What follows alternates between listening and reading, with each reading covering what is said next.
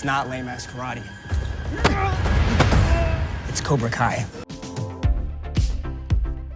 Welcome back, ScreenCrush. I'm Ryan Airy, and we are here to recap Season 4 of Cobra Kai before the next season starts in just a few days. With all the different characters and factions in this show, we are going to walk you through where everybody stands right now. First, a very brief overview on this show, just in case it's been a while since you watched the early seasons. This won't take long. The series is, of course, a sequel to the Karate Kid film series from the 1980s, where a kid named Danny LaRusso won a karate tournament against Johnny Lawrence.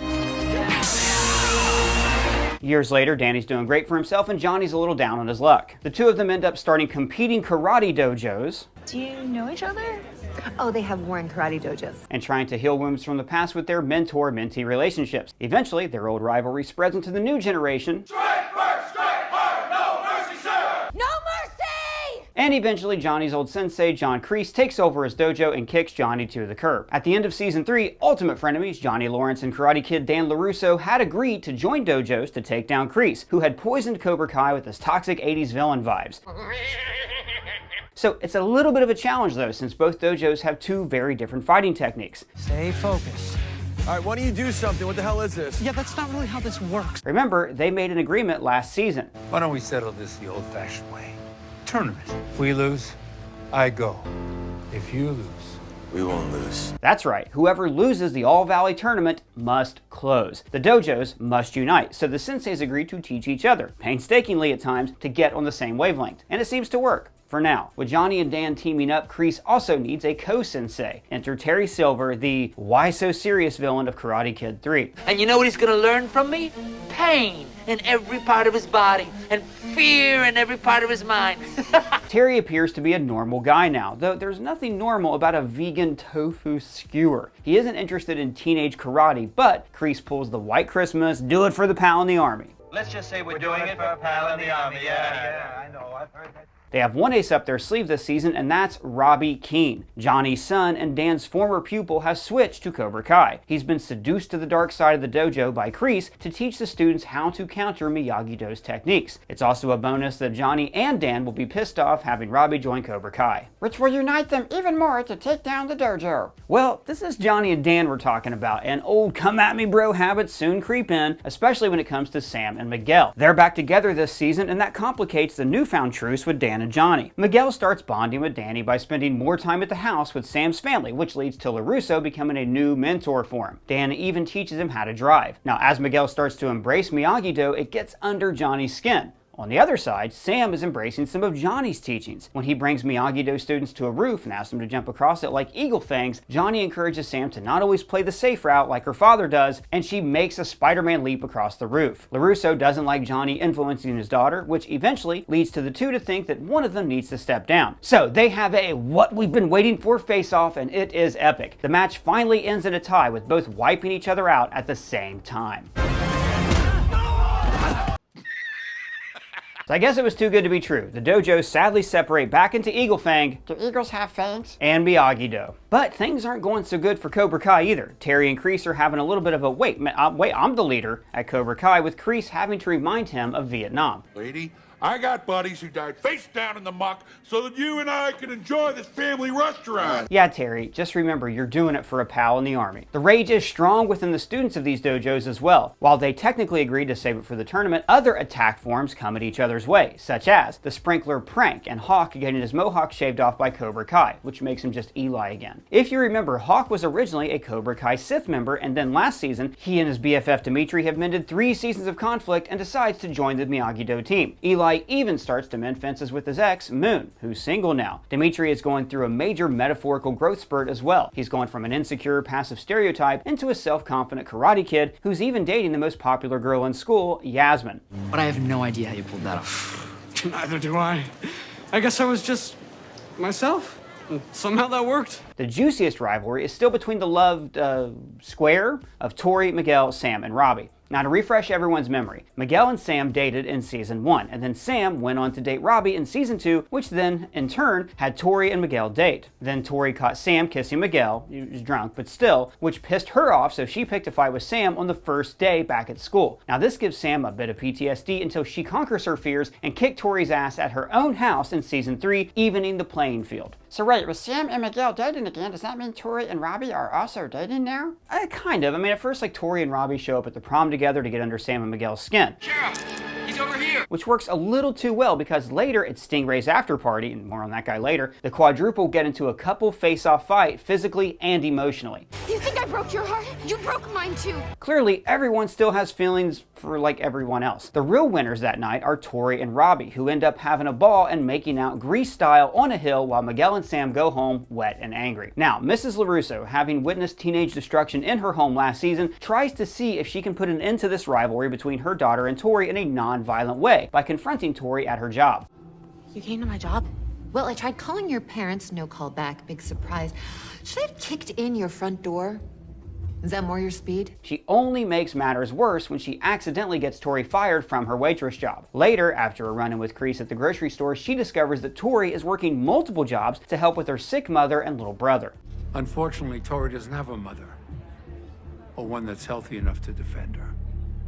That girl has to pay the bills, put food on the table. Amanda's motherly instinct comes back and she agrees to get Tori back into school if she gets help. I want you to get support. Talk to someone. Tori's therapist would later go on to eventually find volunteer help with Tori's mom. Because of Mrs. LaRusso's kindness in getting her back into school, she attempts to make amends with Sam. I'm coming for you, bitch. Ouch. I mean, ouch is right, but the boys aren't any better mending fences either. With Robbie being Johnny's son that Johnny failed at parenting, Miguel has been a second chance for him to get it right. That clearly caused jealousy and envy between the two characters. Think my dad cares about you? When Johnny and Carmen, that's Miguel's mother, start dating this season, it's a bit awkward for everyone involved. We didn't mean for you to find out like this. We wanted to take you to a nice restaurant, break the news to you somewhere nice at Chili's or Marie Callender's. Red Lobster. Johnny takes Miguel out for a bonding session where he pledges to not screw up with Miguel the way he did with Robbie. A wrench is kind of thrown into that initiative when Johnny gets drunk one night and calls Miguel Robbie. I love you. I love you too, Robbie. Oops. Big oops. Now, if you think that 5 rivalries aren't enough, we have a new character this season, Kenny. He starts off the school year by being bullied by, wait for it, LaRusso's son, Anthony. No way! Anthony makes Kenny believe that a girl at school likes him and live streams him dressed as an online video game character. Then he puts milk in his locker and steals his clothes from the locker room. In another, well, what do you know circumstances, Kenny's older brother happens to be Robbie's friend from juvie, who suggests Kenny join Cobra Kai so Robbie can look out for him. Coincidence? I think not! Now, once Danny finds out his son has been bullying Kenny, he tries to ground Anthony the normal parent who's not a karate master way by taking away electronics. Then he just ends up breaking his tablet in half when he disobeys him. Dad, are you insane? You know Quiet! Man, that's so cool. Wait, isn't there a tournament? Yes, and this year there's a separate girls division. Every dojo needs a girl, which Eagle Fang does not have. So Johnny goes on a hunt for a female, which doesn't go well. Let me guess, posting photos on Facebook? You know what photos would look rad? Photo of you kicking someone in the face. Okay, Boomer. He does try to court Piper, Moon's ex, but she goes to Cobra Kai instead. Finally, he does succeed in getting a female fighter out of a new character from the debate team, Devin Lee. Another change is the introduction of a skills competition. Each dojo students must display their abilities with form and weapons. Dojos now will be competing for points in all divisions. The dojo with the most points will win the All Valley Grand Championship. Okay, I get it. Is this tournament time? Yes, it is finally time for the All Valley Tournament, and there is a lot to unpack. First comes the skills competition that Cobra Kai dominates, although Dimitri does surprisingly well, and so does Sam from Miyagi-Do, ranking them in second. After that comes a montage where we see qualifying matches. Oh, hey there, Carrie Underwood. All the main characters we've been following get to head to the semifinals, including Dimitri. Way to go, kid. Now, before his match in the semifinals, Eli gets back his mojo when Moon gives him a new boost of confidence. You're not defined by your haircut, you know. I mean, don't get me wrong, I loved it. I was really digging the purple, actually, but liked you for your energy, your confidence. And with an epic kick to the chest, Eli moves on. Robbie and Kenny face off by a weird luck of the draw where Robbie is couched by Kreese to show no mercy. Are you fighting your friend or your opponent? I thought you wanted to be a champion. Later, he regrets it when he witnesses Kenny attack Anthony LaRusso after he apologizes for his bullying behavior. Kenny has now become the bully. The finals have arrived. Since Cobra Kai is ranked first in the skills division, they only need to win either the girls or boys division. But if Miyagi-Do wins both, they claim victory. The boys showdown is first. Miguel and Eli go up against each other, but Miguel spasms out. Oh! Thankfully, it's only a pulled back muscle and Miguel is cleared to continue to fight. However, at this point, he's come to realize that this is really just about what Johnny wants and not about karate anymore. I wasn't fighting for me anymore. So he forfeits and doesn't return to the match. That means it's all down to Eli and Robbie, fighting for the opposite dojos that they fought for in season 1. Eli is victorious, due to Robbie being distracted by Kenny's behavior. So now, the final confrontation is with the girls, Tori and Sam. Dan has now realized that Sam has been incorporating both Eagle Fang and Miyagi-Do, and he needs to embrace it. I was scared of the influence you were having on Sam. But I see now, some of what you teach can be good sometimes. What do you say we team up again?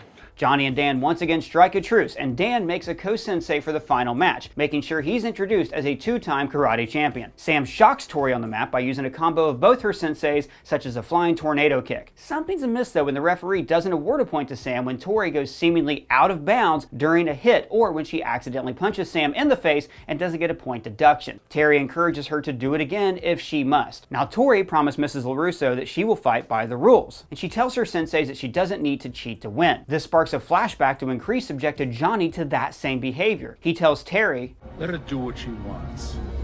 which, is Kreese about to get a redemption arc? Tori inevitably triumphs over Sam. Cobra Kai wins! But that sweet taste of victory soon turns sour. Tori, returning to get her bag, witnesses Terry paying off the ref, which begs the question, did she actually win? No way! What happens now? Well, this means that Eagle Fang and Miyagi-Do are supposed to close doors. However, Danny thinks that there's too much at stake to honor an agreement with men who have no honor. So he's going to go on the offense with a new co-sensei, Chosen, the big bad from Karate Kid 2, who he befriended in season 3 of Cobra Kai. Terry announced at the tournament that Cobra Kai is expanding to new locations all across the valley, including their original location from the movies acting as the new flagship dojo. A new sensei named Kim Daeun, a South Korean master, is set to factor into Terry Silver's plans for accelerating Cobra Kai's expansion. Cobra Kai then abandons the original strip mall dojo that Johnny founded. Johnny visits the site after his tournament, and Robbie, who had followed him, comes in to have a heart-to-heart. He admits Cobra Kai has turned him into a person that he never wanted to be. Don't blame yourself, you blame me.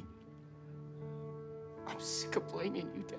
Johnny will have to mend more than one fence though, because when he arrives back at home, he finds that Miguel has run off to find his father in Mexico. He vows to Carmen that he will find him and bring him back safely. We end the season with Terry Silver double-crossing his pal in the army by framing Kreese for an attempted murder of Stingray as part of his plan to take over as Cobra Kai's head sensei. Oh, right! Stingray, aka Raymond, was on probation for being an adult involved in a high school brawl in season 2, and he sat out season 3 and came back to join Cobra Kai in season 4. Kreese rejected him, but Terry persuaded him to lie on who beat him up in order to get back into the dojo. His name is Sensei. Kreese.